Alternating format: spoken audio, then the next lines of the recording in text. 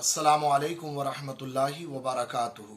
हज़रत फरीदुद्दीन अत्तार अलैहि रहमतुर रिज़वान अपनी मारकतुल आरा किताब तज़किरतुल औलिया में एक नहायत ही ईमान अफरोज़ वाक़या तहरीर फरमाते हैं कि हज़रत अब्दुल्ला इब्न मुबारक रज़ी अल्लाह ताला अन्हु हज से फारिग होने के बाद एक रोज़ सहने काबा में बैठे थे कि उन पे नींद तारी हुई, उन्हें ओंग आई, उन्हें थोड़ी देर के लिए नींद आ गई। तो ख्वाब में देखते क्या है कि दो फरिश्ते आपस में महवे गुफ्तगू हैं, बात करने में मसरूफ हैं। एक फरिश्ता दूसरे से पूछता है कि इस साल कितने लोगों ने हज किया। तो जवाब में फरिश्ता कहता तकरीबन 6 लाख लोगों ने। दूसरा फरिश्ता कहता लेकिन अल्लाह ने किसी के हज को कबूल नहीं फरमाया। फिर कुछ तवक्कुफ के बाद खुद कहता है कि अलबत्ता दिमश्क के फला मोची के सबब अल्लाह ने सबों के हज को कबूल कर लिया, अगरचे वो खुद हाजिर नहीं हो सका हज के लिए। हजरत अब्दुल्ला बिन मुबारक रजी अल्लाह ताला अन्हु जब ये ख्वाब देखा तो वो चौंक गए, वो बेदार हुए, हैरत में पड़ गए। बहरहाल दिमश्क से के उस मोची से मिलने का इश्तियाक और उससे मिलने की फिक्र पैदा हुई।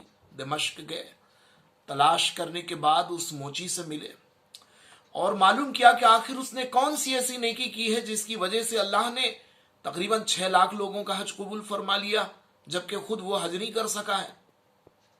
तो उस शख्स ने कहा कि सिवाय इसके मुझे और कोई नेकी याद नहीं कि मैंने हज के लिए 300 दिरहम जमा किए थे, और जब हज के लिए रवानगी का ज़माना करीब आया तो एक रोज़ मेरे पड़ोस से खाना बनने, अच्छे खाने की खुशबू आई। तो मैं गया, अहलिया ने कहा कि ज़रा मांग लाएं ताकि हम भी मिलजुल कर खा सकें।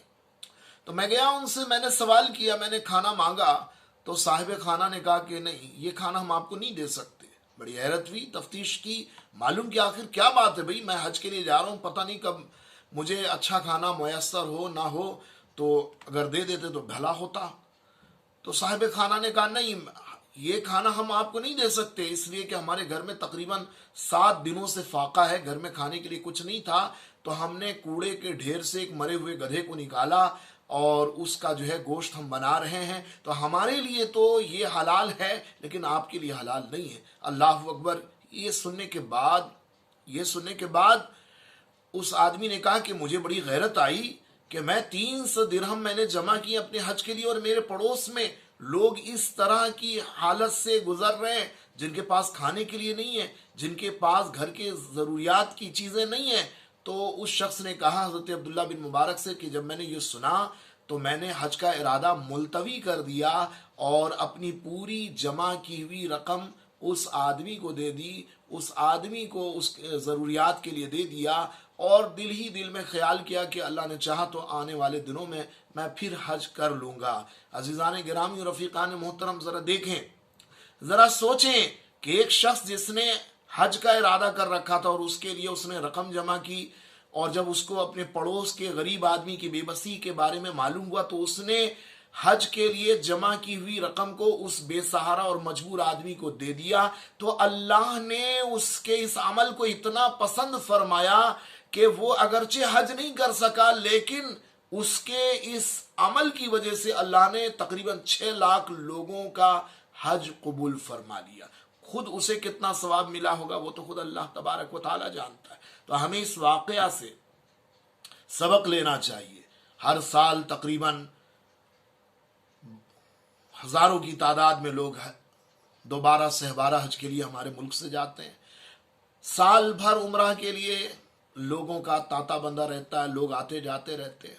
तो आज के इस वक्त में जबकि इंसानियत सख्त तरीन बहरान से गुजर रही है और बड़ी तादाद में लोग भूखमरी का शिकार है, लोग बेबसी से जूझ रहे हैं, घर में खाने पीने की चीजें नहीं है, लोग मोहताजगी के मरहले से गुजर रहे हैं, तो मैं ऐसे तमाम लोगों से मैं गुजारिश करता हूं जो हर साल हज करते हैं या उम्रा करते हैं लेकिन इन साल लॉकडाउन के सबब वो उम्रा पे नहीं जा सके या शायद आने वाले वक्त में हज के लिए भी नहीं जा सकेंगे, मेरी गुजारिश है कि जो कुछ उन्होंने अपने पास इस मद पे रकम जमा कर रखा है اسے وہ ضرورت مندوں پہ صرف کریں اور اللہ کی ذات سے امید رکھیں کہ اللہ تعالیٰ انہیں بے پناہ بے انتہا اجر اور ثواب سے سرفراز فرمائے گا۔